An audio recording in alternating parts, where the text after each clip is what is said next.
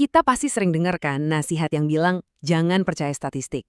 Tapi ternyata ceritanya nggak sesimpel itu. Malah jauh lebih menarik dan memberdayakan. Oke, ayo kita kupas tuntas. Kita bakal lihat gimana angka itu nggak cuma bisa dipakai buat bohong, tapi juga bisa mengungkap kebenaran yang luar biasa.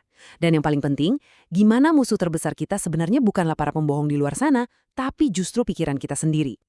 Percaya nggak kalau saya bilang klaim ini secara statistik signifikan?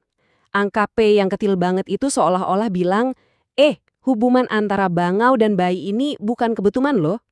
Nah, ini contoh sempurna. Gimana statistik bisa dipakai buat membuktikan apapun yang kita mau. Tapi tentu saja ada trik di baliknya. Jadi, ini dia rahasianya.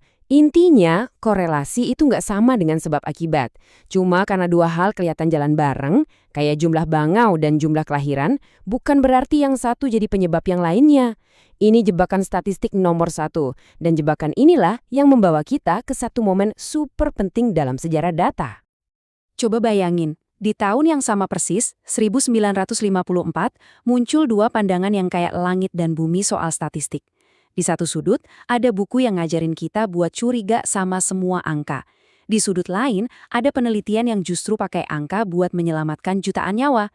Ini beneran kayak kisah dua sisi mata uang statistik. Oke, kita mulai dari sisi yang agak gelap dulu ya, dunianya Darrell Huff. Bagi dia, statistik itu bukan alat buat mencari kebenaran. Bukan. Menurutnya, statistik itu lebih mirip, ya kayak kotak perkakas yang isinya penuh trik buat para penipu. Nah, dengerin deh kata-katanya. Ini menarik banget. Perspektif Huff itu adalah statistik itu soal pertahanan diri. Dia mau kita semua tahu trik-trik yang dipakai buat manipulasi kita, supaya kita nggak gampang dibodohi. Jadi ini kayak belajar bela diri, tapi buat ngelawan kebohongan data. Ini contoh klasiknya. Bayangin deh, kalau kamu bikin survei pendapatan, tapi yang jawab cuma mereka yang paling semangat pamer, yang biasanya paling sukses kan?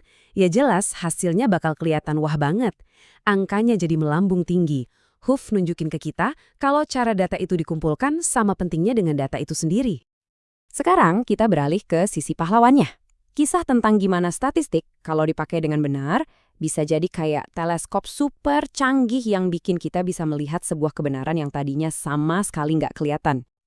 Nah, beda banget sama dunia triknya Huff. Doll dan Hill ini kerjanya super teliti. Mereka sengaja memilih dokter, kenapa? Pinter, karena mereka tahu dokter bakal ngasih data penyebab kematian yang akurat. Dan temuan mereka waktu itu, wah bikin geger. Merokok ternyata bukan cuma nyebabin kanker, tapi juga serangan jantung.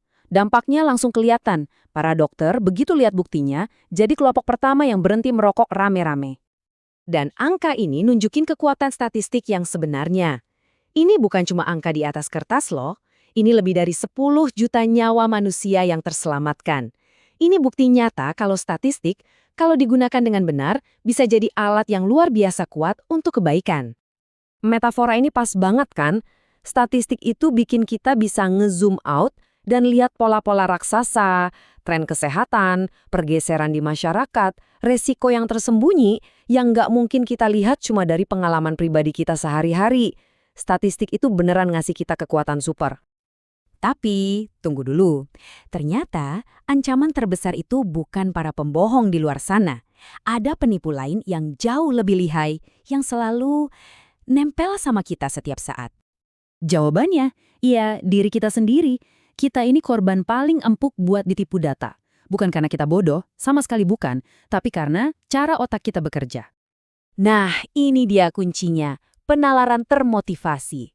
Ini bukan berarti kita sengaja bohongin diri sendiri ya, ini proses di alam bawah sadar.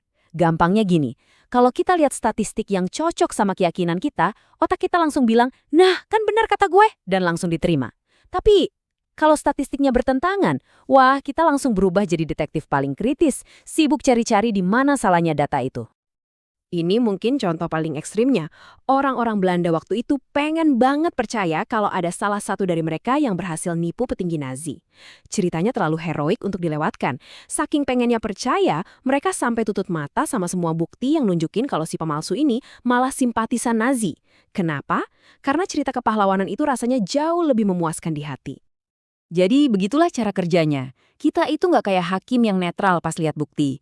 Kita lebih kayak pengacara yang udah punya klien, yaitu keyakinan kita, dan tugas kita adalah membela klien itu mati-matian.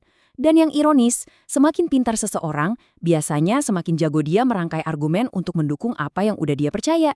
Malah jadi makin rentan sama bias ini. Jadi gimana dong solusinya? Gimana caranya melawan para pembohong di luar sana, sekaligus pembohong yang ada di dalam kepala kita? Jawabannya ternyata sangat sederhana, tapi praktiknya itu yang nggak gampang. Coba kita bandingkan dua proses ini. Yang pertama, proses yang salah itu reaksi otomatis. Kita lihat sebuah klaim, langsung emosi, entah marah, entah seneng, terus langsung gaspol membela atau menyerang. Nah, cara yang lebih baik adalah kita lihat klaim, lalu tahan, ambil jeda sebentar, sadari perasaan kita, kok gue jadi defensif ya? Setelah itu, ganti reaksi tadi dengan rasa ingin tahu. Tanya, kenapa ya datanya bilang begini? Apa yang bisa gue pelajari? Ya, rasa ingin tahu itulah penawarnya. Karena rasa ingin tahu itu mengubah segalanya. Orang yang penasaran gak melihat data yang berlawanan sebagai ancaman, tapi sebagai teka-teki yang menarik. Fokusnya bergeser dari, pokoknya pandangan gue harus benar, menjadi, gue pengen paham dunia ini sebenarnya gimana. Jadi, ini tantangannya buat kita semua. Di dunia yang banjir informasi dan disinformasi, kemampuan buat berhenti sejenak dan bertanya, menarik, kenapa bisa begitu ya? Itulah kekuatan super kita. Kemampuan itu yang mengubah kita dari sekedar konsumen data menjadi detektif data yang cerdas. Jadi, pilihan ada di tangan Anda.